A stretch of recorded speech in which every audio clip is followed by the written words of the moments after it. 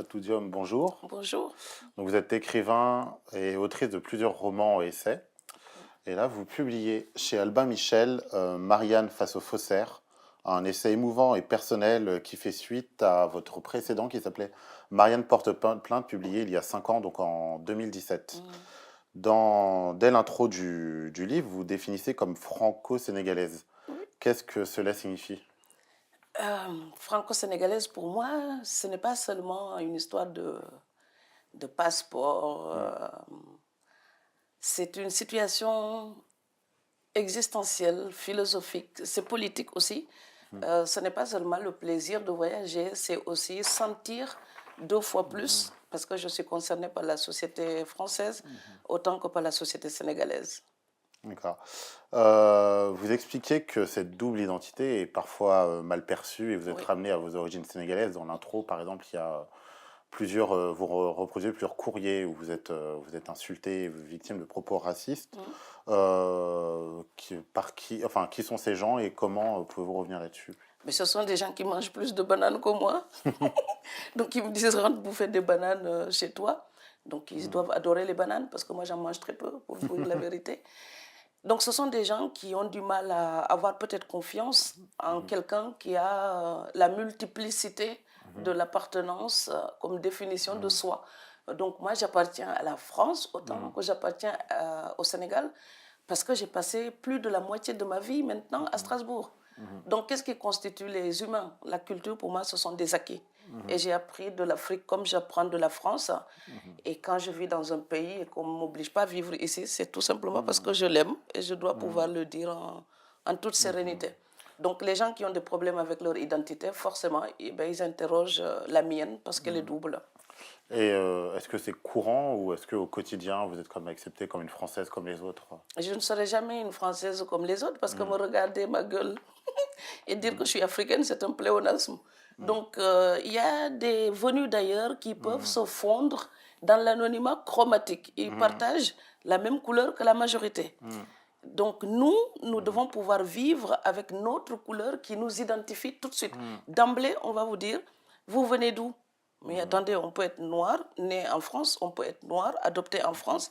Pourquoi devrions-nous toujours justifier notre présence? Donc après tout, quand les gens rencontrent une Allemande qui vient du Palatinat, on ne lui dit pas «Bonjour Gertrude, vous êtes d'où?» Parce qu'elle est blanche. Elle aurait pu venir de Nouvelle-Zélande ou d'Australie, on va la prendre tout de suite pour une originaire du pays, une autochtone, parce qu'elle a la couleur locale. Moi, j'ai la couleur supposée exotique.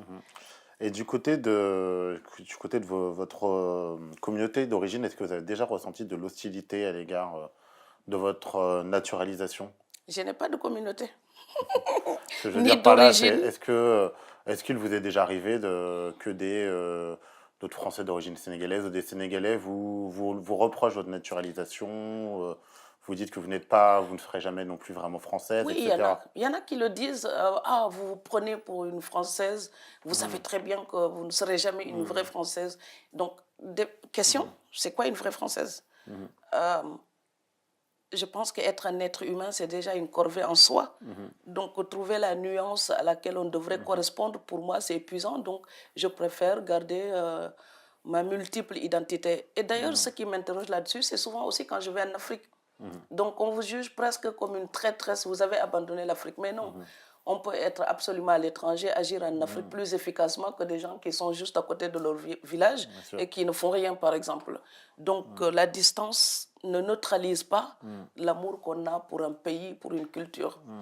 Et de la même manière, le fait d'être venu d'ailleurs ne fait pas une traîtresse à la nation, tout simplement parce qu'on est venu d'ailleurs. Donc, aux étrangers, on colle toujours ce soupçon, ce doute.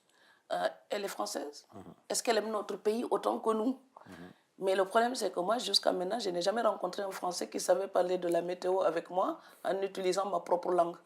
Donc déjà, s'ils arrivent à communiquer avec moi, c'est parce que moi, j'ai fait le travail. Donc il faut arrêter de demander l'intégration en laissant les efforts aux autres, exclusivement aux autres. C'est nous qui bâtissons les ponts, qui mènent les autres jusqu'à nous. Alors justement, votre livre est sous-titré Peut-on devenir français? Oui. La réponse est clairement oui, mais j'ai envie de vous demander comment vous êtes devenue française et qu'est-ce que cela signifie pour vous? Alors, la question peut-on devenir française, c'est un pied de nez finalement aux gens qui interrogent notre identité, y compris l'identité nationale de Marianne, mais aussi l'identité des enfants adoptifs de Marianne. C'est un pied de nez. Ce sont ces gens-là qui posent la question.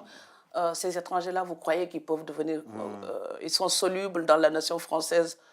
Pour les sectaires, c'est évidemment non. Pour des personnes comme moi, c'est évidemment oui.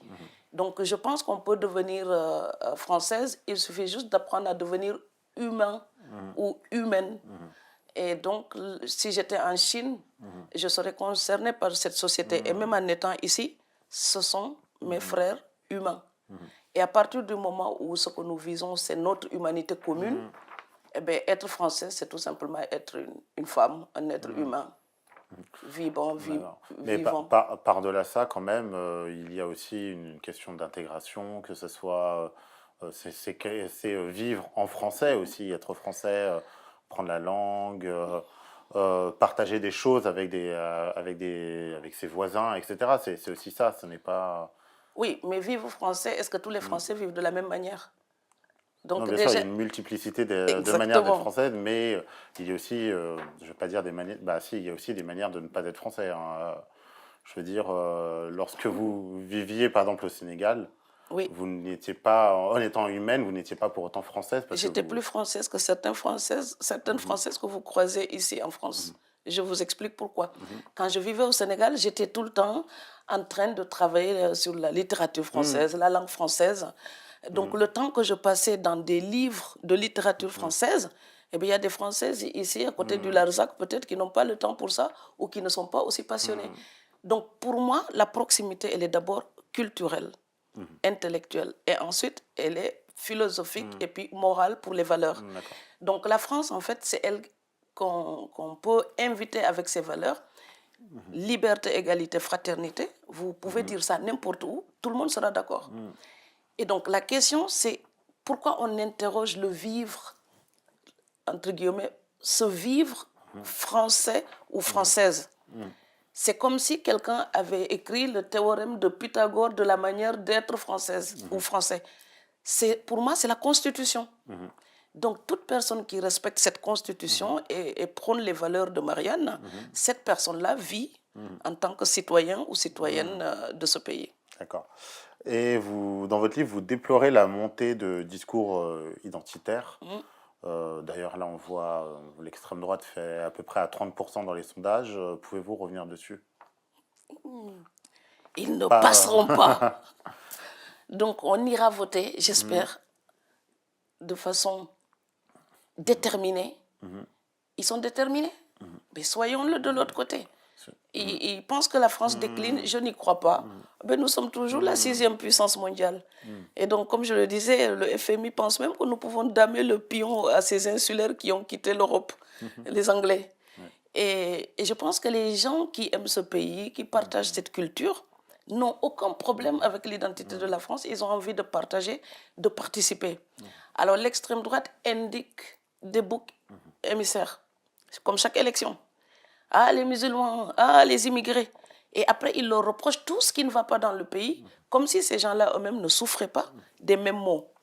Alors, maintenant, je ne veux pas faire de langue de bois. Il y a des gens qui ne se sont pas intégrés. Il faut interroger aussi pourquoi. Donc, je dis dans le texte que les jeunes ne sifflent pas la Marseillaise. Ils sifflent ceux qui se la sont appropriés et qui les rejettent en marge à la périphérie de la nation. Si vous passez votre temps à dire à quelqu'un qu'il n'est pas d'ici, vous pensez qu'il sera fier de chanter la Marseillaise à côté de vous? D'abord, il y a un esprit peut-être la personne est vexée, peut-être qu'elle aura envie de se venger. Et si sa réflexion n'est pas si profonde que ça, il va verser, elle va verser dans la haine. Acceptons les gens avant de leur demander, faites l'intégration. Et vous savez, quand vous êtes né en banlieue parisienne, on vous demande de vous intégrer, c'est terrible. Vous vous intégrez à quoi? À votre pays d'origine? Donc cette question-là n'a pas de sens. Il faut à un moment donné que ce pays accepte qu'il a des enfants noirs, des enfants arabes et des enfants blonds. Et il faut que les gens qui sont adoptés par ce pays se respectent eux-mêmes aussi. Quand on vit dans un pays, c'est parce qu'on l'aime. Donc, quand on vit dans un pays et qu'il est aussi le vôtre, eh bien, défendez-le et ne laissez pas les autres vous reléguer à la marge, tout simplement parce qu'ils utilisent votre fragilité pour mieux vous exclure.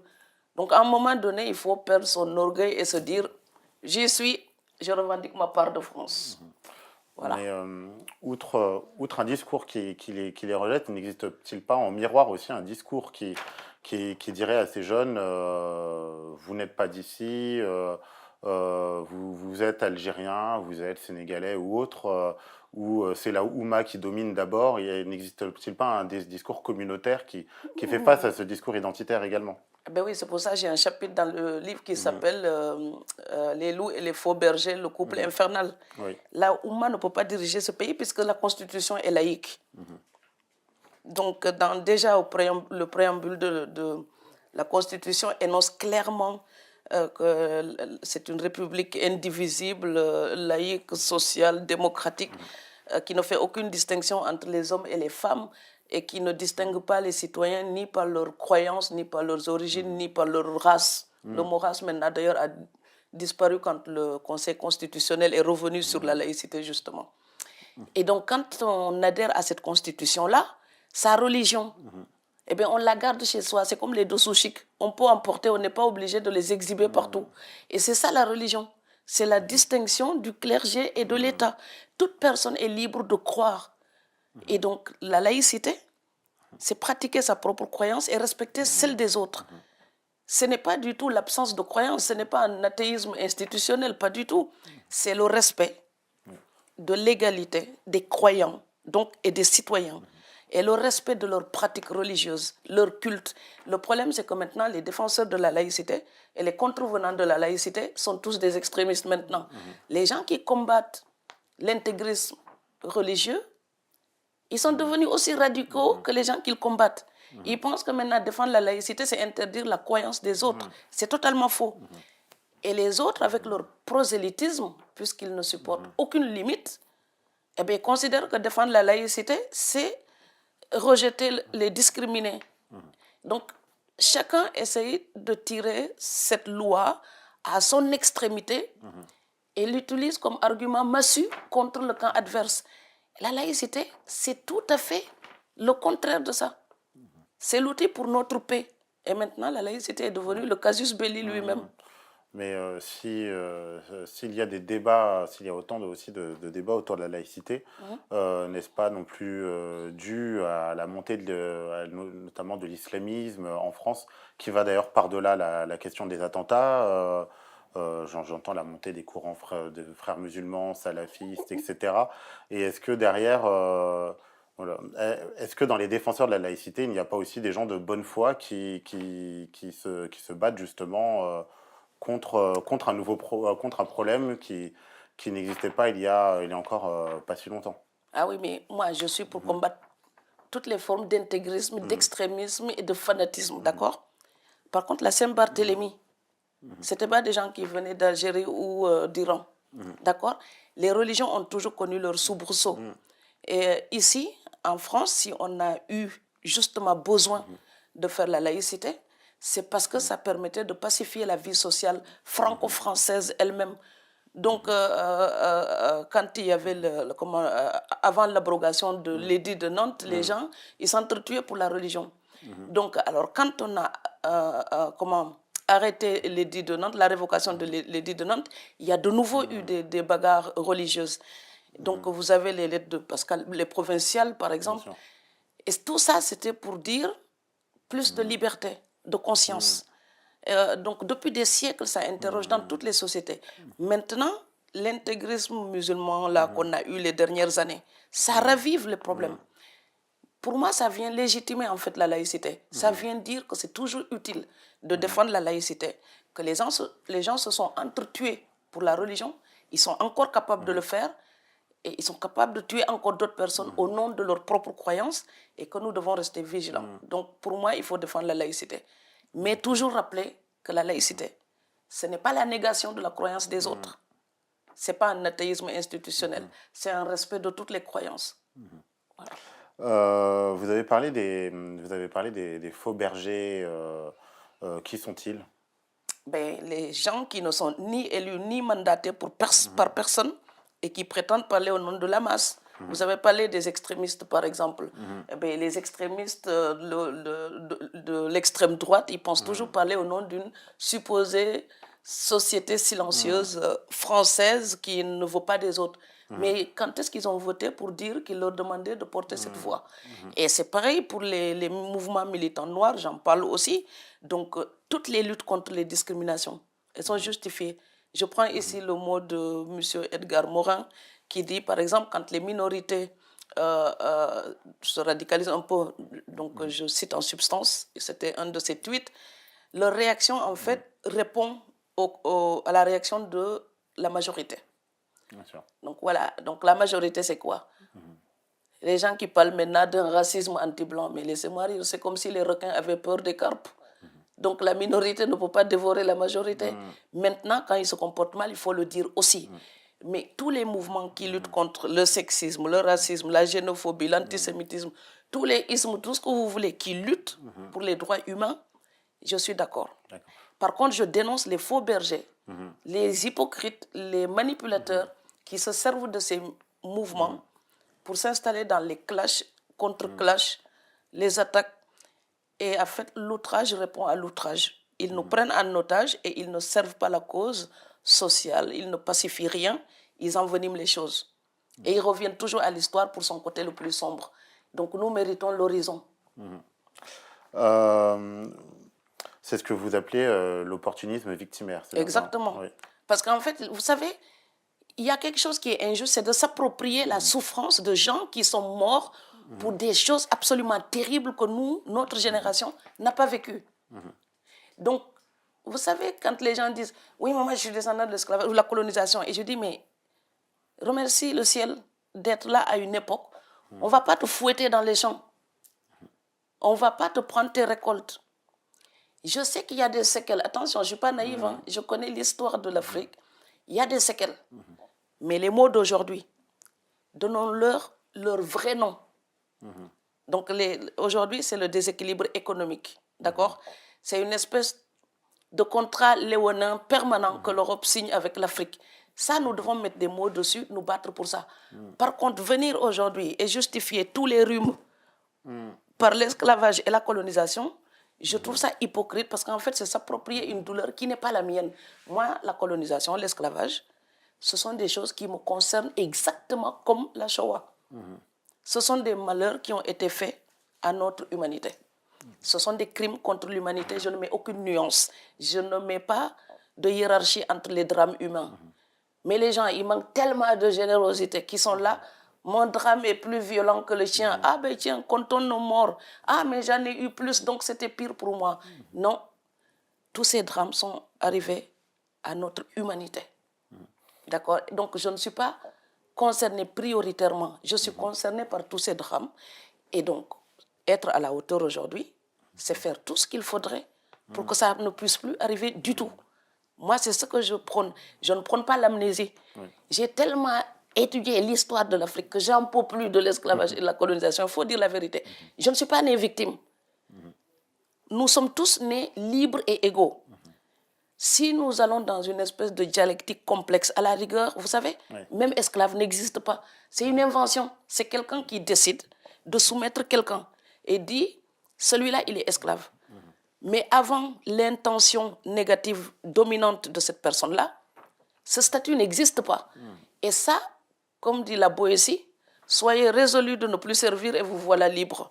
C'est à nous tous de revendiquer notre liberté, notre dignité, notre fierté. Parce que je ne veux pas qu'on m'enferme dans le statut dévalorisé du noir d'avant-hier. Je suis une nana de 2000.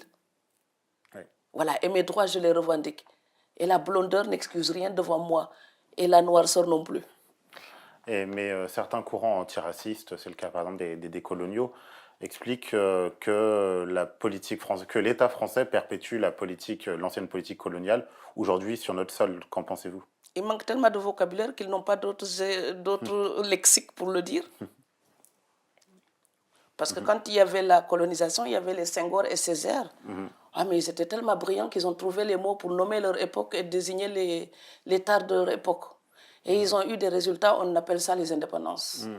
Qu'on ne vienne pas me dire c'est des indépendances factices. Je le sais ça aussi. Mais le mot existe et symboliquement ça compte. Ça veut dire que je suis née dans un pays qui n'est pas le même que celui dans lequel est née ma mère.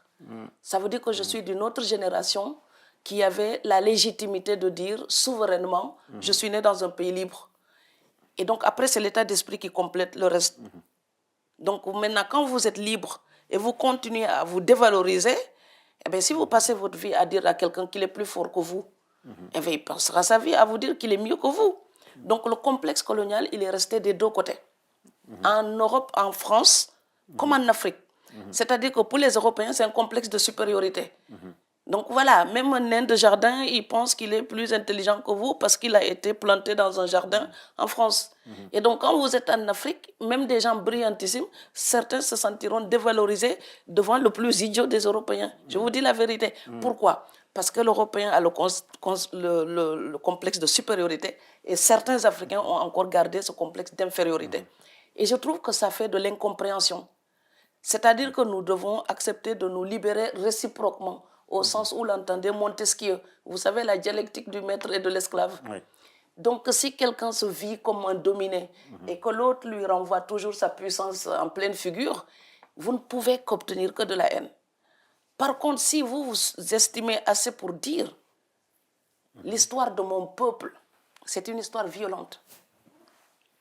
Mais moi, je suis héritière des combats de la négritude. Parce que moi, me dire que je suis colonisée à l'heure actuelle, c'est invalider le travail de Senghor et Césaire. Donc c'est comme s'ils avaient combattu pour rien. Ça veut dire que la négritude n'a pas obtenu des fruits. Or, la négritude a obtenu la signature des indépendances.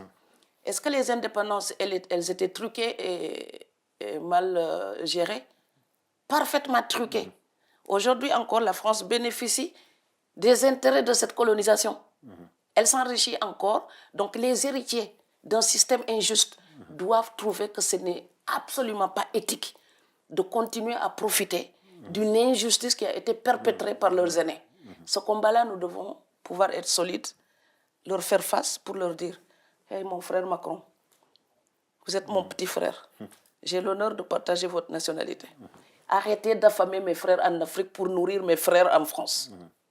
Parce que je veux que tout le monde mange. » Voilà. Et ça, on n'a pas besoin de dire colonial, décolonial ou je ne sais n'importe quoi. En fait, il faut que nous soyons créatifs. C'est le manque de créativité qui fait que les gens là, ils utilisent ces mots-là qui sont déjà dans la cave pour nommer tout et n'importe quoi. Ouais, voilà. Mais pour les décoloniaux, en fait, ce sont les descendants des colonisés qui vivent en France métropolitaine qui ont encore un statut colonial. C'est par exemple les indigènes de la République qui disent ils sont les héritiers du code de l'indigénat en Algérie, par exemple. Oui, mais ils se sont autoproclamés comme ça. Qui ose les appeler comme ça en France? Si quelqu'un vous appelle comme ça en France, vous pouvez porter plainte et le suivre en justice pour injure raciste. Oui. Donc voilà, donc si les gens ils se collent des étiquettes que plus personne n'ose leur poser dessus, c'est comme si vous étiez libre et que vous n'êtes toujours pas au courant. Le problème, c'est que moi, j'ai toujours été au courant d'être libre. Donc je ne peux pas m'associer à ça parce que je me vis comme une personne libre. Est-ce que j'ai des révoltes? J'en ai plein. D'accord, mais je ne les inscris pas dans la haine. Et je préfère penser à quelque chose d'éthique. Moi, quand je réclame des choses à la France, je ne veux pas chercher à culpabiliser parce que c'est stérile. Ça ne sert strictement à rien du tout. Vous pouvez traîner où ça? Au tribunal de l'histoire des coupables d'hier qui ne sont même plus là pour être jugés. Eh bien, jusqu'à preuve du contraire, on n'a jamais jugé quelqu'un pour un crime commis par son père ou son grand-père. Donc, il faut aussi que nous soyons capables de nous appliquer cette loyauté-là. Et être intransigeants, par contre, pour nos droits d'aujourd'hui, pour le prix de nos matières premières en Afrique, pour la protection humaine que l'Europe se doit et qu'elle doit aussi à tout autre être humain. Donc, au lieu de continuer à nous traiter comme des sous-êtres, parce qu'il y a des tas de situations où on nous traite comme ça. Et le problème, c'est que si on nomme mal les problèmes qui se posent à nous, eh bien, on fera de mauvais diagnostics. Et quand on fait un mauvais diagnostic, on n'est pas écouté. Donc, parler tout le temps de colonialisme ou de n'importe quoi, c'est prendre le risque de ne pas être entendu. En tout cas, c'est comme ça que je vois les choses. Voilà. Alors que si vous parlez du déséquilibre économique, vous avez des arguments qui peuvent être entendus. Et pour finir, à quoi ressemble la République ouverte, laïque et fraternelle à laquelle vous aspirez? Ah ben, c'est celle que je vis tous les jours avec mes amis et les gens que je respecte et je pense qu'ils me le rendent bien. Donc, si on arrive à vivre dans ce pays, c'est parce qu'il y a des gens qui nous acceptent. Et je refuse donc de me décourager pour quelques extrémistes qui passent leur vie à aboyer tous les jours, à critiquer, à râler. Je les plains. Parce que c'est tellement triste de vivre de cette manière. Parce que même, vous savez quoi, même l'océan là, il y a la marée basse, il y a la marée haute. Parce qu'il faut qu'il y ait des flux. Donc voilà, même les eaux enfermées là, les poissons meurent dedans. Donc moi, je suis pour l'oxygène, je suis pour la rencontre culturelle, je suis pour quelque chose de transnational. La détresse humaine, elle n'a pas de frontières. La beauté humaine, elle n'a pas de frontières. La générosité ne connaît aucune couleur.